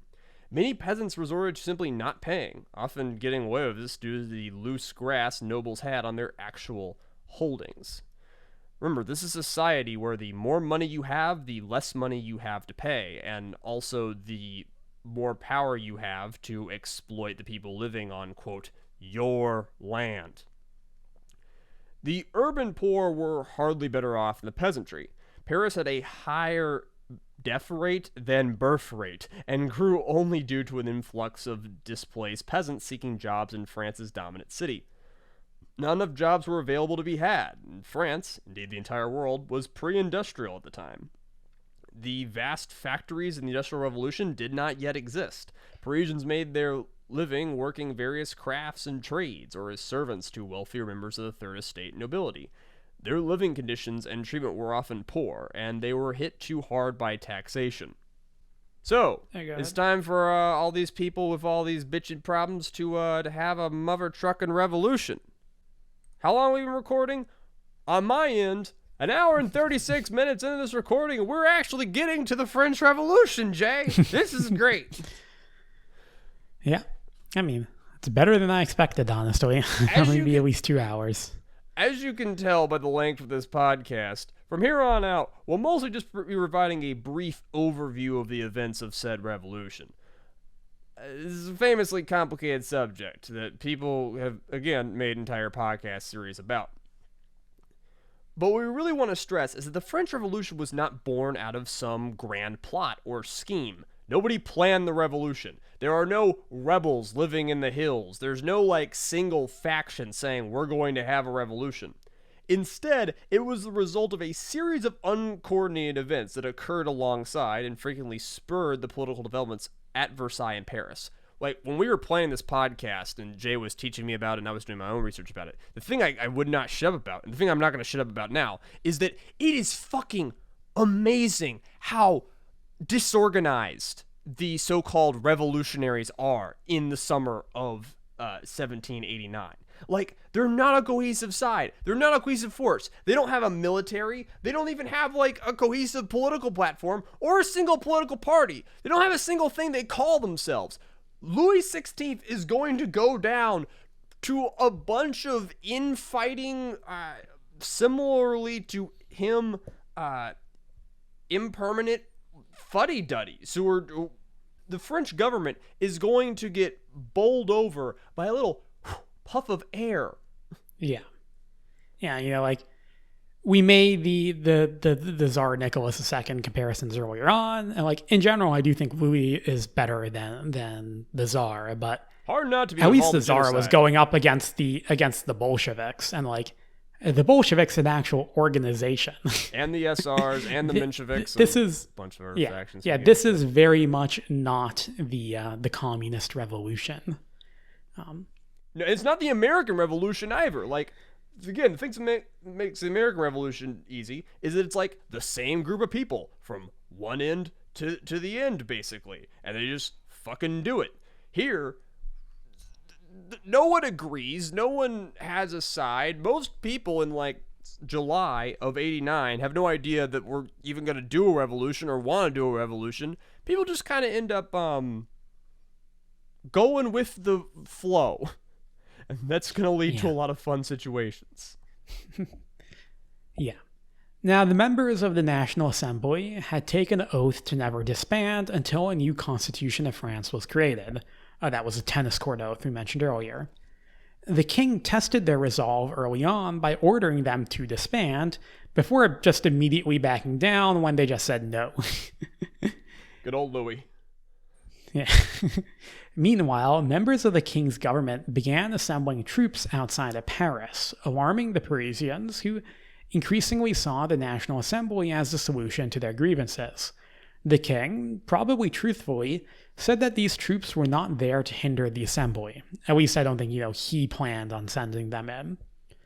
When the king fired Jacques Necker, who at that point had become a very popular figure amongst members of the Third Estate, the people of Paris saw it as a sign of a crackdown and took action, famously storming the Bastille prison on July 15th, 1789, and effectively taking control over the city in its entirety. Again, the king backed down rather than taking action to seize the capital with his army. You might have even said, but wait, wasn't Necker fired a few years ago? Yeah, well, popular sentiment, back. He was brought back. Because again, Louis is constantly going to be switching his mind on everything, and then Necker will be fired again. And just a point on the storming of the Bastille, which is like Independence Day over there in France. It's like the big thing, storming of the Bastille. There's like 1,000 paintings about it, right? I'm sure if you're watching the YouTube video, I have one on screen right now. That was not a coordinated uprising of like, hey, we're going to go to the Bastille, we're going to get their guns, we're going to do shit. Like, yeah, they were going to Bastille because they wanted to get guns. But like, it was just a random mob. There was no leader. There was no coordinate. They didn't say like, all right, we're going to grab these guns and then we're going to give them to our commander who's then going to like train people to like do a revolution. No, it was just some spur of the moment, like people fucking shit up. And the guards inside the Bastille are like, we don't want to fight this angry fucking mob. They just let them in. There was violence on that day, but it wasn't because of like resistance. It was just because of a mob getting out of control and people getting caught up in the heat of the moment. Bastille Day encapsulates the entirety of the summer of '89. Not planned, not directed, not on a particular side, or even with a single agenda that can be channeled. But it was still enough. This is how weak France was. This is how weak Louis was. That what took him down was just random, spur of the moment rioting. Yeah. Now, the National Assembly at this point would move from Versailles to Paris, and the king himself would visit Paris, where he would famously, or perhaps infamously in hindsight, endorse the new body and pin a tricolor cockade to his hat. The tricolor obviously would be a symbol of the revolution and become the flag of France. Yeah, before that, the famous three colors, that was not the flag of France. This is when that becomes a thing. Yeah, and like, again, like, nobody at this point in time is really calling for the abolition of the monarchy. When Louis does this, the crowds like rejoiced and were saying, long live the king. And these are people who might have been involved in storming the Bastille themselves. Like, we'll get onto this later, but nobody right now is saying, oh yeah, let's cut off the king's head. Yeah, Louis fails in '89. Like, he is no longer going to be an absolute monarch. But as we've already pointed out, 1, this guy did not have the will to be an absolute monarch. 2, he was never an absolute monarch. He always had constraint of his power. And 3, if you're sitting here in '89, it does not look at all like the king about to get his head chopped off. Really, nobody's getting their head chopped off at this point. Yeah. The king, again, waffler that he is, he and Marie Antoinette are like, all right, we're going to go with this. And Marie Antoinette holds up Louis XVII, her kid, and is like, this boy is going to be raised in the revolution, and everybody does a hip hip hooray. They're like, all right, let's play along. It'll be fine. Yeah. Now, as the new government got to work in Paris, the situation in the countryside continued to fall apart. A wave of disorder, known simply as the Great Fear, spread throughout rural France as the royal bureaucracy fell apart. Stories of brigands raiding the countryside began to spread. Some feared that the nobility was getting revenge for unpaid feudal dues. Others blamed the king, and others the mob. Peasants raided storehouses and the estates of their landlords. Yeah, you see a lot of people rising up in their individual situations to make their lives better, and God bless them. But this isn't coordinated. This isn't like this is far from everywhere. There are certain parts of the country that are way better off than others. These are just like disparate shakings, shall we say. And by the end of 1789, the situation had begun to calm down. However, the National Assembly had voted to abolish the privileges of the nobility and the clergy. The famous Declaration of Rights of Man and Citizen, drafted by the Marquis de Lafayette and the Abbé Sieyès, was adopted in August. Lafayette, a hero of the American Revolution, was quickly rising to prominence as a potential leader who could unite both the nobility and the bourgeoisie. He is an example of the classic liberal noble. Panic in the countryside began to reduce, and it looked as if a stable constitutional monarchy was taking shape, and that France was on its way to joining Britain and America, remember, Lafayette has tons of friends in, as a more enlightened modern nation. However, even though the members of the National Assembly almost universally supported retaining the monarchy, the king himself seemed reluctant to pay them any attention. This in turn fed into now perpetual fears of a royalist crackdown, fears not made entirely unreasonable by the fact that many of the king's ministers were still advising on such a course of action. In October, a mob of Parisian women marched to Versailles with the National Guard and Lafayette in tow. It's worth noting the National Guard is like a new armed group that has been made to defend the revolution. Once the king gave in by moving to Paris, Louis XVI essentially gave up on his ability to act independent of the new government and the Parisian mob. From now on, Louis is going to have a gun to his head at all times, and that is going to make him really fucking nervous and really fucking erratic.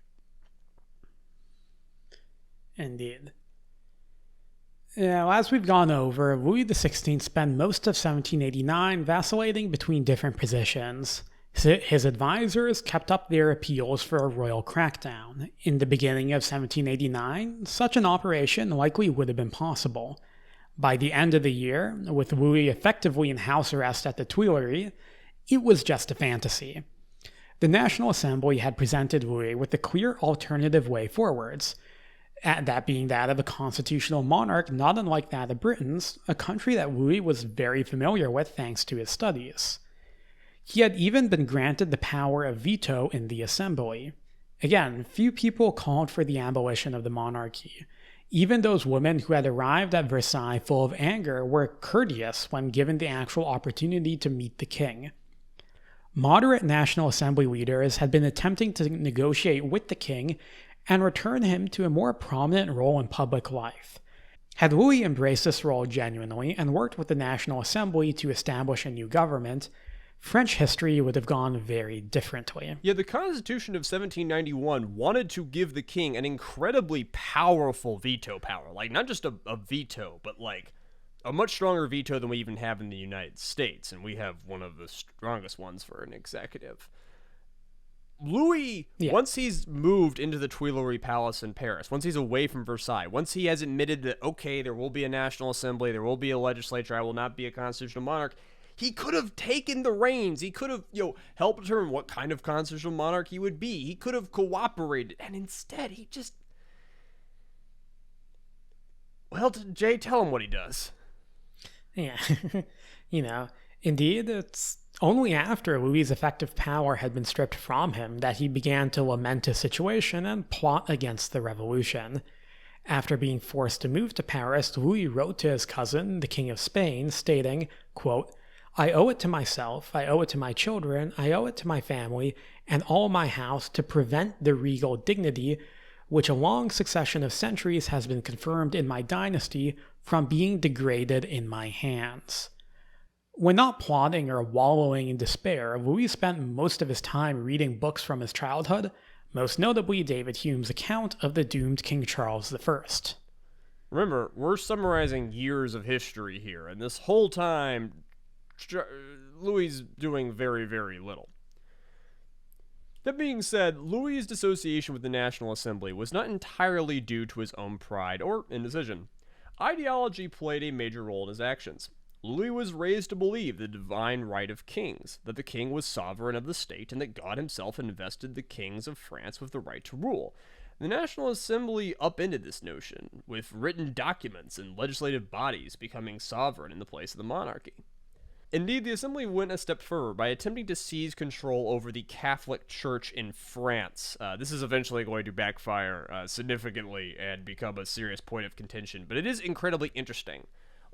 You have to remember, France is a theocracy. It has an official religion. It says that the king is appointed by God, and the king has a relationship with the Pope. And, for example, the Vatican, when France was having a lot of its problems, it would often take out loans using the Vatican's credit, not its own. They helped each other. And when the National Assembly gets in, they say, we're going to reform France. they don't say we're going to stop having a national religion. They just want to nationalize that religion. This so-called civil constitution of the clergy, passed in 1790, abolished monastic orders, required clergy to swear oaths of loyalty to the republic, and made priests and bishops into elected offices. Okay, this is going against 1,500 years of church precedent. In essence, the government was attempting to nationalize the church, much in the same way that Henry VIII had done in England centuries prior, but without providing it any sort of theological justification for such actions. Now remember, Henry VIII in England, he did that like on when the Protestant Reformation like was happening, and was like, we're gonna be Protestant now, and they're not trying to change Catholicism at all. They're trying to become basically French Catholic instead of Roman Catholic. But they're basically saying to everyone that your pastor, your priest, is not going to be valid until he swears an oath to us, to the government. And a lot of people are going to say that's like sacrilegious, bro. That's profane. Predictably, the civil constitution was fiercely resisted by much of the clergy, and the king and his wife, being devout Catholics, were aghast. After this goes down, Louis's own personal minister is going to take the civic oath, and Louis is going to start avoiding him because he thinks, not particularly illogically, that he's going to get his relation with God fucked up by listening to this guy. Prior to the March on Versailles, various members of the court and the royal family had proposed that the king flee the country, or at least the region of Paris. Louis rejected every such proposal, claiming that it would be shameful for him to do so. Now under house arrest by the new government, that shame eroded away. A plot to escape Paris was thus finally agreed upon, the result of which would go down in history as the infamous Flight to Varennes. Now, the name Flight to Varennes is misleading, as Varennes was not Louis's destination. Rather, the plan, which was largely designed by supporters of his wife Marie Antoinette, involved the royal family fleeing in disguise from Paris and making their way to Montmedy, where the experienced royalist general Marquis de Bouillé was raising an army near the border with the help of the Habsburg Netherlands and support from Austria. The plotters initially proposed that the royal family should depart in small, fast carriages and make their way via lesser-traveled roads to the Habsburg territory with all haste. They actually initially proposed a route that would take them up into the Ardennes forest. Louis rejected this route as he wanted to avoid crossing the border into another country as a matter of pride. He also rejected the faster carriages, as such a plan would involve splitting up the royal family. Instead, he, the queen, and their children would all travel in a single, conspicuous, large procession. The flight itself took place on the night of the 20th of June, 1791. Almost immediately, the large procession leaving Paris was identified by onlookers as kind of looks royal in nature. Peasants and townspeople along the route recognized the king. Many even celebrated his journey. Whatever secrecy the plan may have had was long gone, and the government of the National Assembly, having been alerted by their supporters in the countryside, arrested the flight in the town of Varrenes.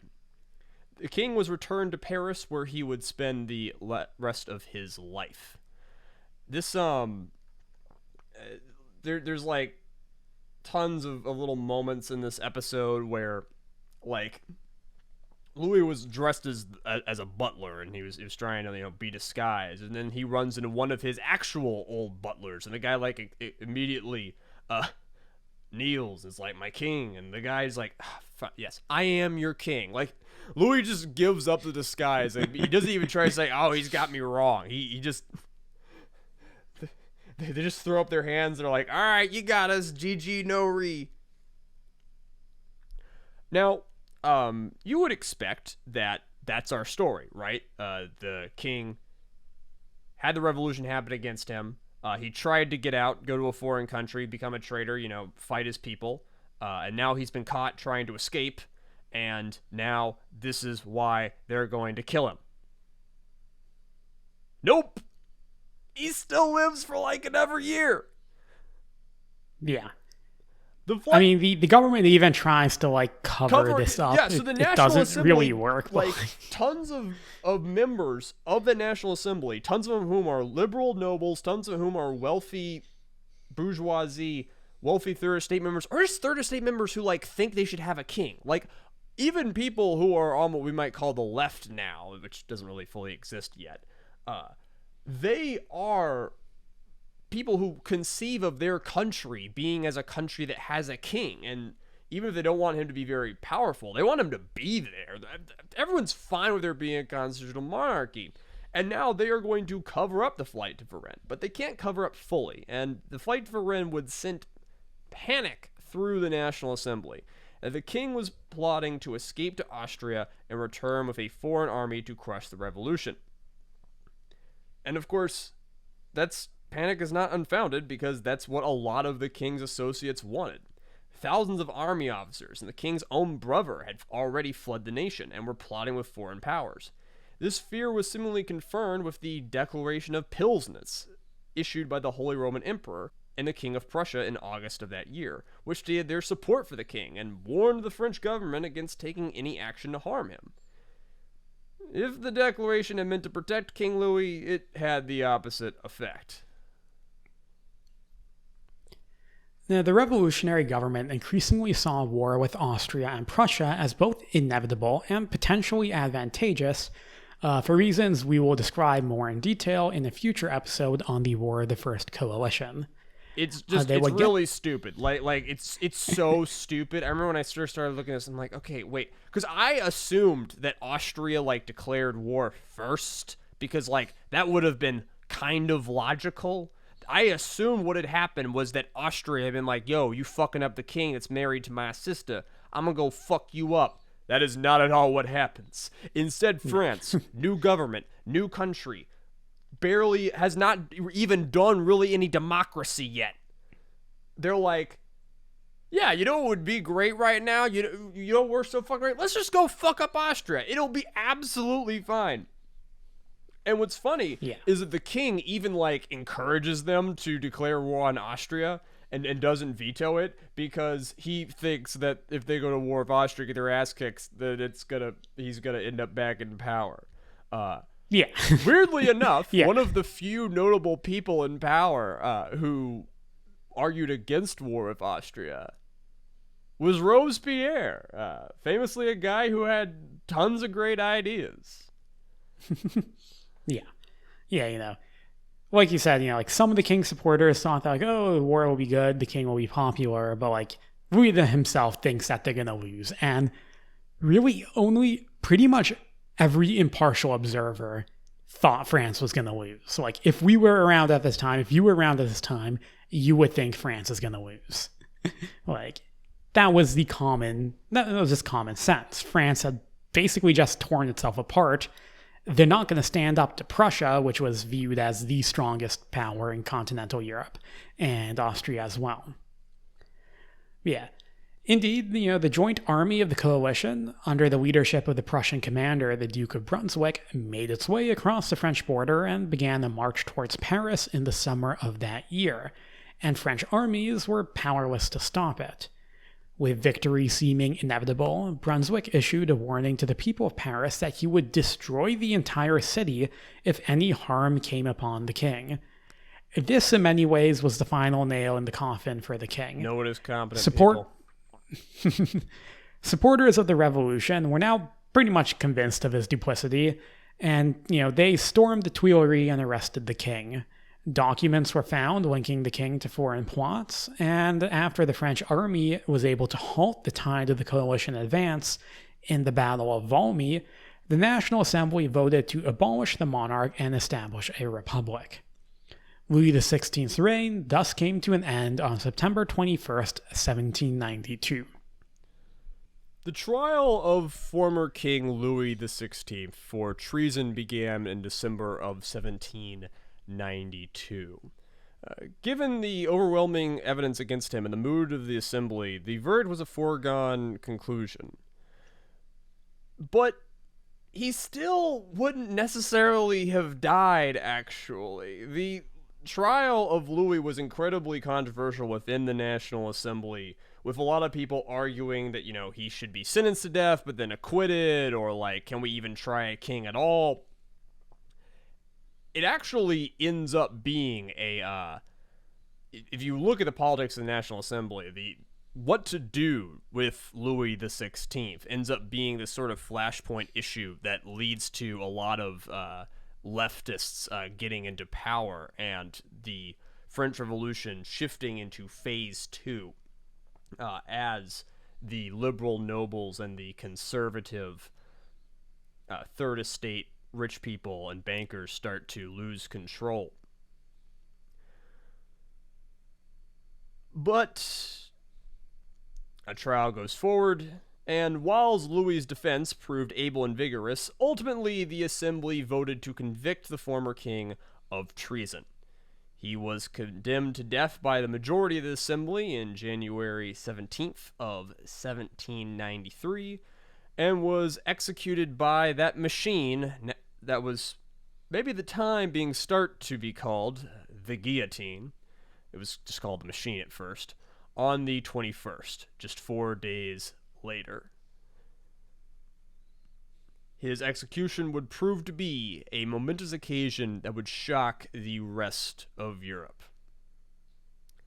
And so that's Louis XVI. In his final days, Louis did not protest. He didn't scream or scrabble or try to escape.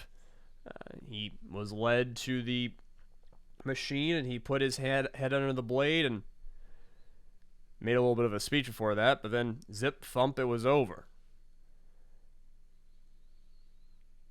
What I see when I look back at Louis is a guy who just refused to take action even when his life was completely threatened. The French military had been a shambling mess for reasons we didn't get into, but he doesn't even try to flood Paris with troops and crack down on all this. He doesn't try and be an absolute monarch and rule with blood and terror.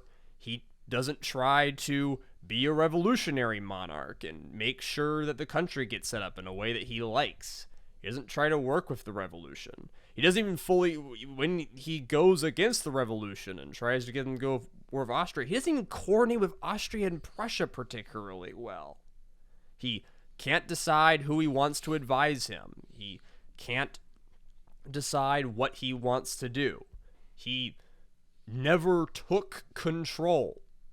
And a man who we say had control taken away from him, a man who we say was an absolute monarch and became just a head rolled into a basket. Now, that head was always flighty, it was always fickle, it was always predisposed to disliking conflict, and ultimately, Louis never lost control. He never had it. He never even tried to have it, because no one is competent. And that is like a tenth of the French Revolution! Woo! And even at that, like, a surface look at the 10th of the French Revolution. Yeah, because we were mostly focused on